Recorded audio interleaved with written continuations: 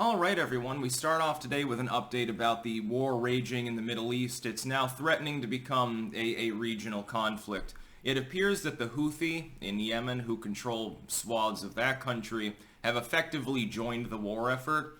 And with each party that joins in against Israel, it's possible that other non-state actors do as well. Like, there's actually a split in the factions of different movements in Iraq, for example, right now. Some of them are attacking U.S. bases and forces, mainly with drones. Others have decided not to. And there is apparently an internal disagreement between them over what to do. With each armed group, though, that puts more pressure on Israel, their forces, their ability to defend themselves against foreign attack, number one, and continue allocating the resources they need for their fairly expansive movements in Gaza, diminishes. And so with the Houthi joining in there, there's a lot more pressure, I think, on them. This also risks retaliatory moves by the IDF, basically out of frustration, hitting them even harder in Gaza. And so you already have a major crisis there. The other day, Israel struck a refugee camp, launched an airstrike on Jabalya, actually, destroying a number of buildings there. Now, this is supposed to be effectively a safe zone. The IDF is saying, well, there was a Hamas leader there, and we decided to take him out. Hamas is denying that that individual was even there. Fog of war style. I mean, if someone gets vaporized by a missile or an airstrike or something, you might not actually be able to tell for quite some time. So it's impossible for us to tell whether they actually even got the target. If they didn't, they'll get even more condemnation. As of the last 24 hours, several countries have withdrawn their ambassadors from Israel, Chile and Colombia. And then the Bolivians have effectively cut off diplomatic ties. Now, Bolivia is like a very left-leaning state. They'd be like gung-ho supporters for Hamas. It'd be like Cuba or something. So diplomatically and economically doesn't necessarily do much. But you're seeing more and more nations, as I predicted would be the case, begin to grumble. Because what Israel did, knee-jerk style, is that it got caught with its pants down, despite supposedly there being some intel forewarning that Hamas was planning something big. It exposed the weakness of Israel's defense capabilities, and the reason I think that they're hauling off so hard is not primarily, they don't actually have the illusion that they can kill every Hamas member. To do that, you'd have to kill everyone in Gaza, although they're definitely making inroads into, making progress in that area. I don't think it's because of that. I think that the mass retaliation that we're seeing is Israel trying to show the region, hey, we're capable of defending ourselves, because right now they got humiliated by Hamas with an enormous, terrorist attack across the border with paragliders and crazy shit like that, and they were caught unaware. Being caught unaware when most of the countries in the region don't really like you so much is probably not a good thing, especially when you have a relatively small land area. And you have the Samson option, so, it behooves the rest of the world for Israel not to get back too much into the corner, because otherwise we have to watch, 50, 100 million people get vaporized or something like that. The region would be stable for a while, because half of it would be nothing but smoldering craters. Anyway, Jabalya gets hit. All of the aid organizations, by the way, confirming massive death toll in that strike. So it's not like before. You remember with the hospital bombing that didn't apparently even happen, and originally they're like, oh my God, the Israelis bombed out this hospital and it burned the ground and killed hundreds of people, and that wasn't really the case.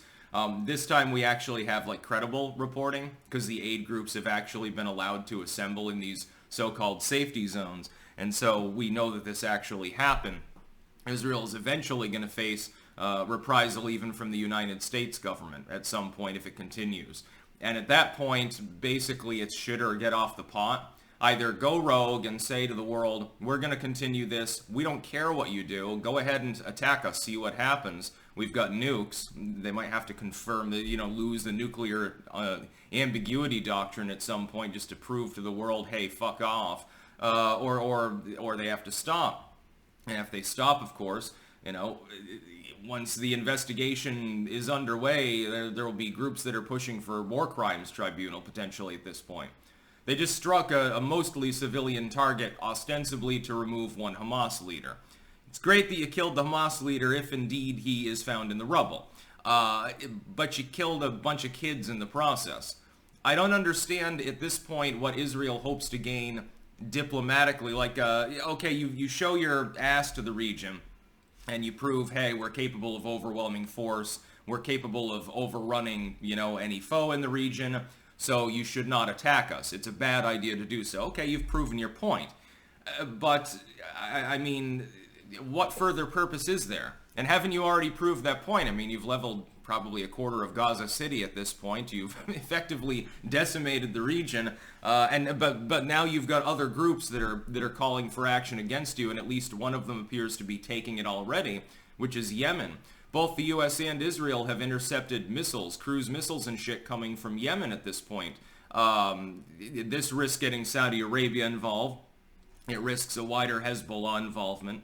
It risks Syria getting involved. Egypt is beginning to grumble. Egypt, very carefully, but they've gone out of their way for years to try to remain the neutral, sane party that brokers agreements between Israel and its sort of backers and the rest of the region. They're beginning to grumble now too, although they are apparently opening Rafah. There is a report that the Rafah will be open for wounded individuals, which will come streaming in. And then, by the way, there's another problem for Israel.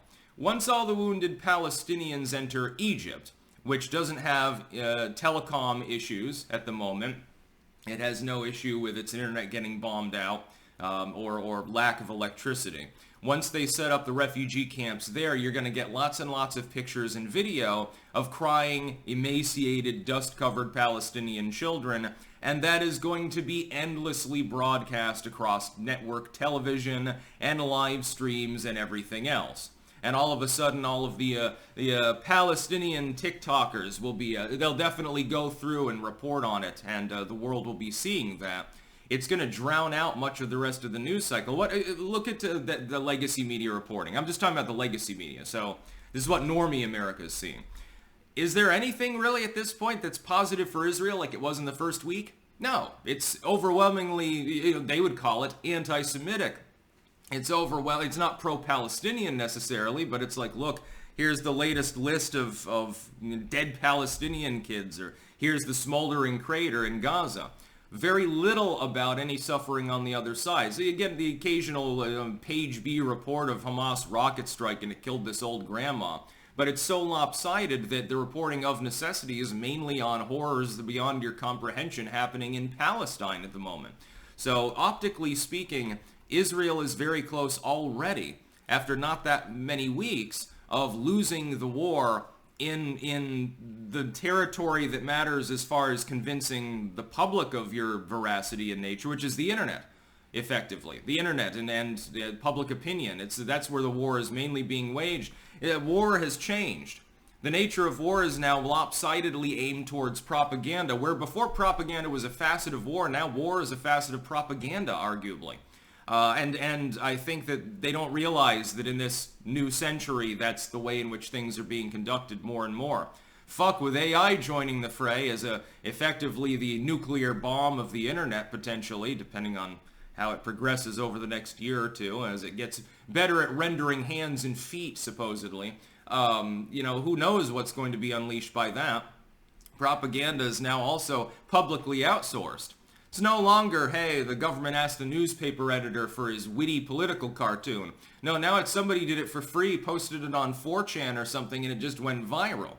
Why do you think the mainline internet sites are being forced by governments around the world to crack down on their own users right now? It's because of this. It's because of pictures of dead Palestinian kids and dead Jewish kids and shit like that.